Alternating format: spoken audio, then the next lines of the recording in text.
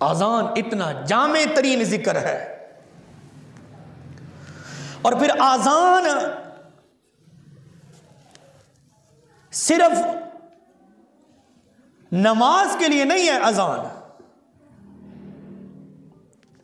कि सिर्फ आजान नमाज के लिए दी जाएगी, नहीं।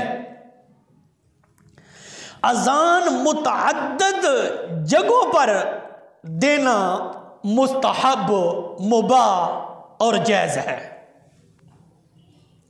और इसके बारे हमारे पास मुतअद्दिद दलाइल मौजूद हैं। अनवारुल बारी शरह बुखारी जिल्द 15 सफ़ा 201 पर यह बात लिखी है कि आज़ान 10 जगहों पर देना जायज़ है। आज़ान कितनी जगहों पर? 10 जगहों पर। फरमाया कि आज़ान विलादत के वक़्त कान में देना आज़ान, जब बच्चा पैदा होता है तो आज़ान हम देते हैं ना।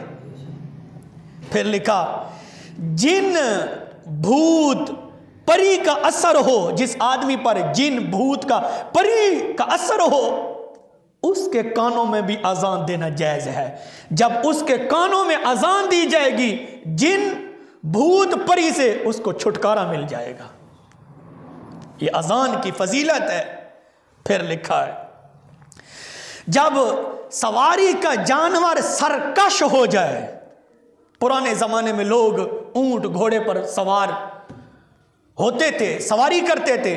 फरमाया जब जानवर का सवारी सरकश हो जाए उस वक्त भी आज़ान दी जाए। फिर कहा जब किसी बद किरदार बद अखलाक आदमी से वास्ता पड़े तो उसके कान में भी आज़ान दी जाए। बद किरदार बद अखलाक आदमी से वास्ता पड़े, ये सारी बातें अनवारुल बारी शरह बुखारी के अंदर लिखी हैं। फिर लिखा गमज़दा, जो आदमी परेशान होता है, गमज़दा आदमी आज़ान दे या उसके कान में आज़ान दी जाए तो उसका गम दूर हो जाएगा। आज़ान की इतनी बरकत है। फिर कब्र में सबसे बड़ा गम कौन सा होगा? कब्र में गम सबसे ज्यादा है ना। तो ये अनवारुल बारी में क्या लिखा है? गम ज़दा आदमी के कान में अजान दी जाए तो उसका गम दूर हो जाएगा। इसी तरह कब्र में जो बंदा फौत शुदा होता है उससे बड़ा गम क्या होगा? इतने बड़े इम्तिहान में वो होगा, इसलिए कब्र पर अजान दी जाती है कब्र वाले के ऊपर कि उसका गम दूर हो जाएगा। कब्र पर इसलिए अजान दी जाती है। फिर लिखा मिर्गी के मरीजों के कान में, जिसको मिर्गी का मर्ज हो, और इस बात को अल्लामा शामी रहमतुल्लाह अलैह ने फतवा शामी के अंदर भी लिखा है, मिर्गी का दौरा पड़ता हो, किस चीज का? मिर्गी का, उसके कान में अजान दी जाए। फिर लिखा लड़ाई के मैदान में, लड़ाई के मैदान में कुफार के सामने, बद अकीदा लोगों के सामने, गुस्ताख लोगों के सामने जब लड़ाई हो रही हो तो लिखा है कि उस वक्त भी आज़ान दी जाए। उस अजान की बरकत से अल्लाह पाक तुम्हें फतह अता फरमाएगा। फिर लिखा जब आग लग जाए घर में, मार्केट में, दुकान में, बाजार में, अनवारुल बारी वाला लिखता है जब आग लग जाए ना घर में, उस वक्त आज़ान दी जाए, आज़ान की बरकत से आग बुझ जाएगी। अगर आज़ान देने से आग बुझ सकती है तो फिर मानना पड़ेगा कब्र वाले के ऊपर खड़े होकर आज़ान देने से अल्लाह उसको इम्तिहान में भी कामयाब अता फरमाएगा। फिर लिखा जंगल में जब रास्ता गुम हो जाए, हाजी साहब, जब रास्ता गुम हो जाए उस वक्त भी आज़ान दे। ये 10 जगह अनवारुल बारी शरह बुखारी के अंदर अहमद रजा बजनोरी है, जो कि अनवर शाह कश्मीरी का शागिर्द खास था, जो वन मसलक के बहुत बड़े आलिम हैं, उन्होंने लिखा है 10 जगह पर अजान देना जायज है। नमाज के अलावा, नमाज के अलावा। फिर अशरफ अली थानवी साहब ने भी लिखा, इमदादुल फतावा जिल्द 1 सफ़ा 161 पर लिखा है, बहुत सारी जगहों अजान देना सुन्नत है। बहुत सारी जगहों अजान के अलावा, नमाज के अलावा, थानवी साहब कहते हैं नमाज के अलावा बहुत सारी जगहों देना, अजान देना सुन्नत है। अनवारुल बारी वाला तो कह रहा था कि जायज़ है ना, अब थानवी साहब कह रहे हैं कि बहुत सारी जगहों देना, अजान देना नमाज के अलावा सुन्नत है। क्या चीज़ है? सुन्नत है। फिर इसी तरह फतावा इबादुर रहमान जिल्द 1 सफ़ा 575 पर यह बात मौजूद है, ज़ल्ज़ले के वक़्त, किसके वक़्त? ज़ल्ज़ले के वक़्त अजान देना जायज़ है। जब अजान दी जाएगी, अजान की बरकत से अल्लाह पाक इस इम्तिहान से, इस अजाब से मुसलमानों को निजात अता फरमा देगा। फतावा इबादुर रहमान है, मुफ्ती अब्दुर रहमान साहब है। फिर ये अमल बहुत पुराना है, सहाबा के दौर से आ रहा है। किसके दौर से? सहाबा के दौर से। अनवारुल बारी शरह बुखारी जिल्द 15 सफ़ा 207 पर यह बात अहमद रज़ा बजनोरी साहब लिखते हैं। मुहद्दिस इब्न अब्दुल बर, सुबहान अल्लाह, रहमतुल्लाह अलैह, बहुत बड़े इमाम गुजरे हैं, अल्लामा इब्न अब्दुल बर रहमतुल्लाह अलैह, इमाम मालिक से नकल करते हैं, कहते हैं कि ज़ैद बिन असलम बनी मादन बनी सुलैम पर आमिल बनाकर भेजे गए हैं। मुहद्दिस इब्न अब्दुल बर इमाम मालिक रहमहुल्लाह से नकल करते हैं, लिखते हैं कि ज़ैद बिन असलम मादन बिन सुलैम पर आमिल, क्या चीज? आमिल बनाकर भेजे गए जहां लोगों को जिन सताते थे। कबीला बनी सुलैम पर हजरत ज़ैद बिन असलम को, उन लोगों को जिन सताते थे। क्या करते थे? जिन। आजकल इंसानों की शक्ल में भी जिन हैं जो लोगों को सताते हैं, बिदआत के फतवे लगाते हैं, नजैस और हराम के फतवे लगाते हैं। ये इंसानी शक्ल के अंदर जिन है। तो क्या लिखते हैं? उन लोगों को जिन सताते थे। जब उन लोगों ने शिकायत की तो हजरत ज़ैद ने उनको अजान बुलंद आवाज से देने का मशवरा दिया। उन मोहल्ले वालों ने शिकायत की कि हमें जिन सताते हैं, तो हजरत ज़ैद बिन असलम ने उनको मशवरा दिया कि बुलंद आवाज से अजान दो। अजान की कितनी बरकत है, कितनी बड़ी रहमतों का नज़ूल है अजान देना, और वो भी फिर नमाज के लिए, उसके लिए तो फिर क्या कहने। तो हजरत ज़ैद बिन असलम ने उन लोगों को बुलंद आवाज से अजान देने का मशवरा दिया। उन्होंने ऐसा ही किया। फिर जिन्नों ने नहीं सताया, उन लोगों को जिन सताते थे, तो उन्होंने शिकायत की। तो हजरत ज़ैद बिन असलम ने उनको हुक्म दिया कि तुम बुलंद आवाज से अजान दो। ये अजान की बरकत है, ये अजान की फजीलत है, ये अजान का कमाल है, ये अल्लाह के जिक्र की ये फजीलत है, अल्लाह के जिक्र की ये फजीलत है, अल्लाह के जिक्र का ये कमाल है। वो कहते हैं हमने अजान दी, फिर जिन्नों ने सताना हमें छोड़ दिया है। ये सारी बातें अनवारुल बारी शरह बुखारी के अंदर लिखे। फिर लिखा है हजरत उमर रदी अल्लाह तआला अन्हु की खिदमत में, हजरत उमर आखो रदी अल्लाह तआला अन्हु, उमर रदी अल्लाह तआला अन्हु क्या कहने, आपकी खिदमत में भी यही शिकायत की गई जिन्नों की कि जिन सताते हैं, तंग करते हैं घर में। हजरत उमर रदी अल्लाह तआला अन्हु की बारगाह में आपने फरमाया तुम अपने घरों में बुलंद आवाज से अजान दो।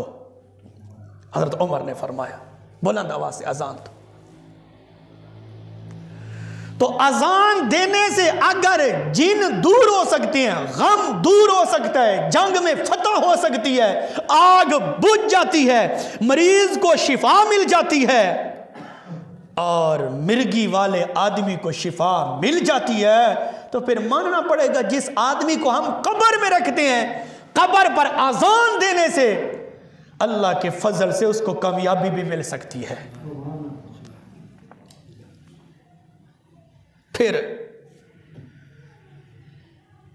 फतावा नजमुल फतावा जिल्द 1 सफ़ा 190 पर मुफ्ती शेखुल हदीस नजमुल हसन साहब मोहतमिम दारुल उलूम यासीनुल कुरान नार्थ कराची देवबंद मसलक के बहुत बड़े शेखुल हदीस हैं, लिखते हैं कि मुसीबत के वक़्त अजान देना मसनून है। मुसीबत के वक़्त, परेशानी के वक़्त अजान देना जायज़ है, ठीक है, अच्छा काम है। और इसी तरह फतावा हक्कानिया में भी ये बात लिखी है, जिल्द 3 के अंदर सफ़ा 63 पर फतावा हक्कानिया। और एक और दलील अजान की बरक़ात, अजान की बरक़ात दफा वबा व बला के लिए, वबा जो आती है उसके लिए अजान। यहां पर बुखार, मलेरिया वगैरह की आम शिकायत है। मस्जिद गैर मस्जिद में किसी बला या बीमारी के दफा करने के लिए चंद आदमी मिलकर या अलहदा अलहदा अजानें दें तो शरअन जायज़ है। इस किस्म की अजान क्या वक़्त नमाज या गैर वक़्त में कही जाए तो जायज़ है। अल जवाब देते हैं, बला के दफ़इया के लिए अजान कहना साबित बल्कि मुस्तहब है।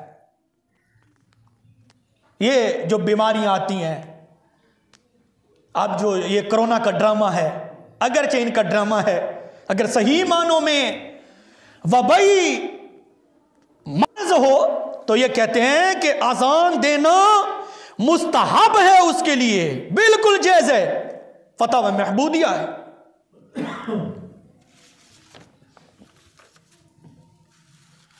और इसी तरह एक और बड़ा हवाला अजान की बरक़ात, अजान की फजीलत, फतावा उस्मानिया जिल्द 2 सफ़ा 51 मुफ्ती गुलाम रहमान साहब लिखते हैं, अल्लामा खैरुद्दीन रिमली रहमतुल्लाह अलैह फरमाते हैं कि अजान पंजगाना नमाज के लिए सुन्नत है। और फरमाते हैं कि मैंने शवाफे की किताबों में देखा है, आप रहमतुल्लाह अलैह फरमाते हैं कि मैंने शाफियों की किताबों में देखा है। हम चूंकि हनफी है ना, आप फरमाते हैं कि मैंने शाफियों की किताबों में देखा है कि नमाज के अलावा अजान भी देना सुन्नत है।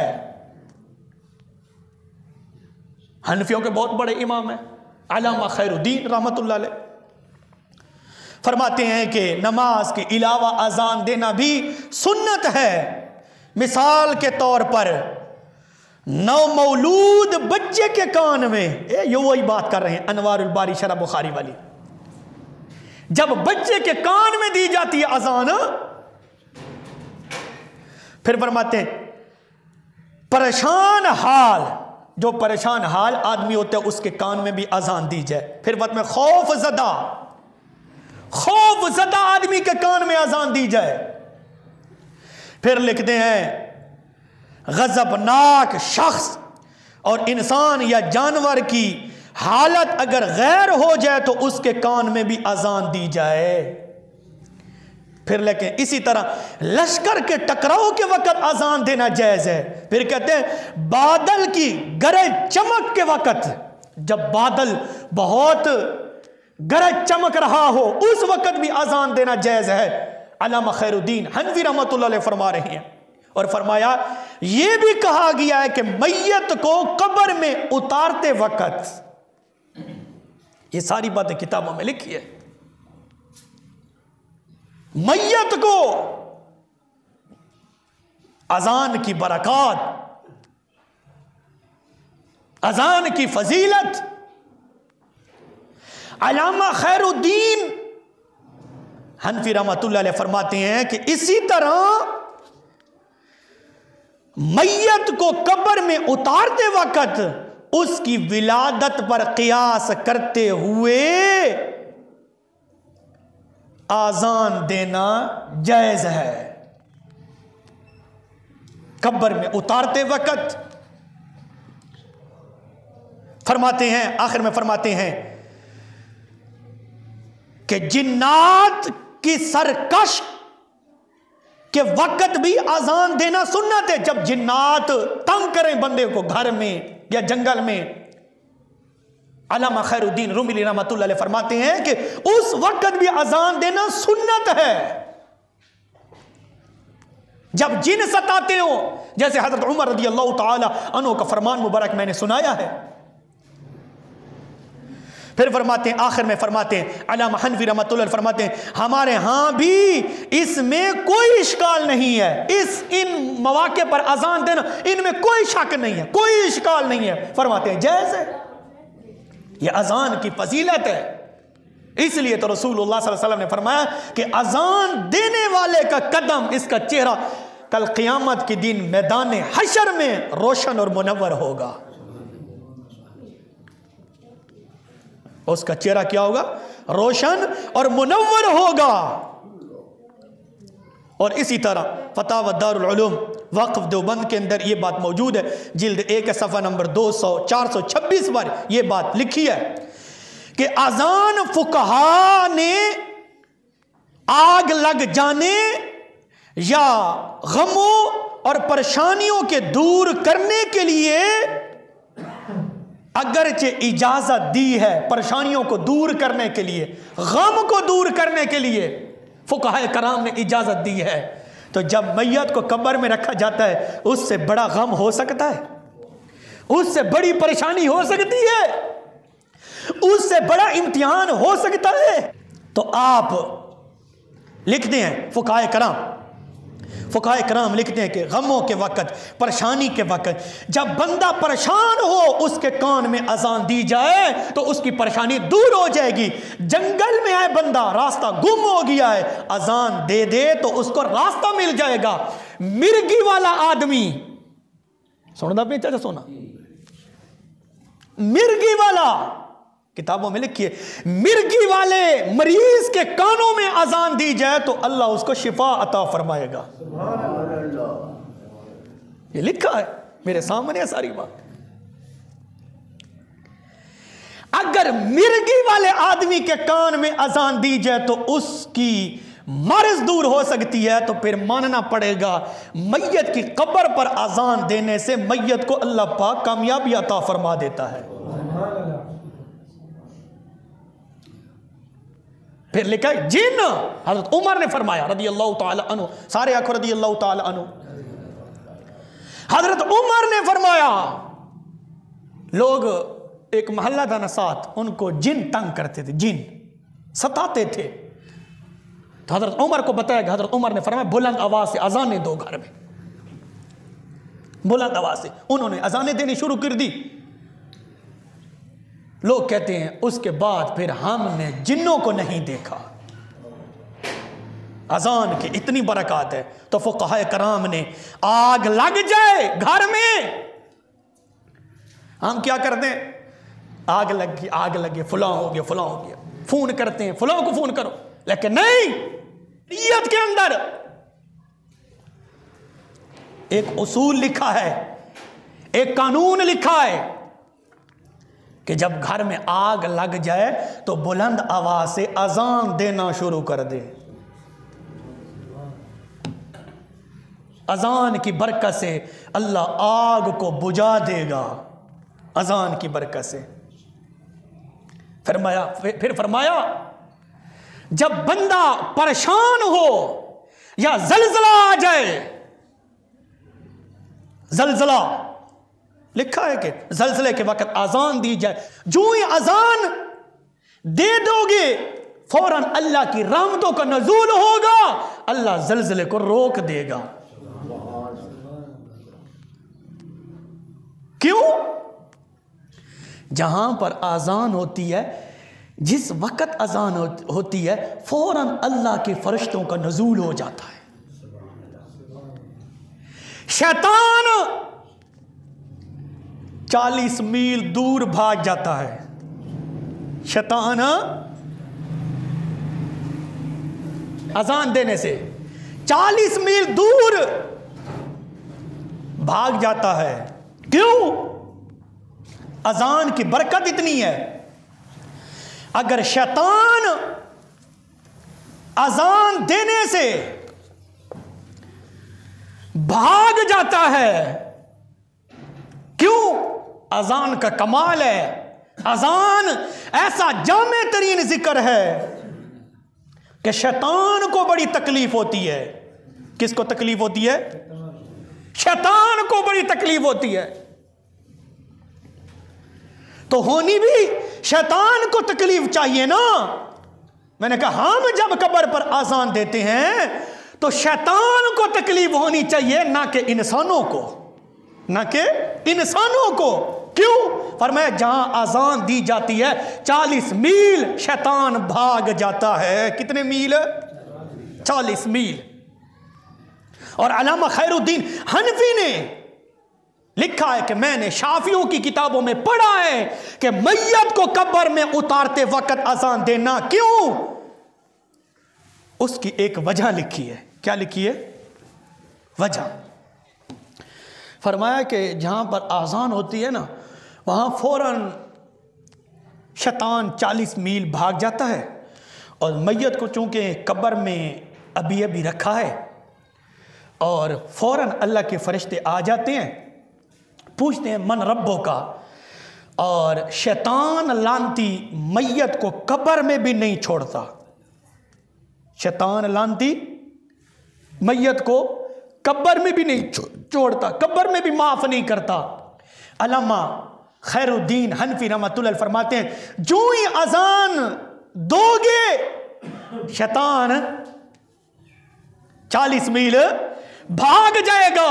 जो ही कब्र पर अजान दोगे 40 मील शैतान भाग जाएगा। इधर मैयत से सवाल होगा, वो मैयत अजान की बरकत से सवाल और जवाब के अंदर कामयाब हो जाएगा। अजान की बरकत से।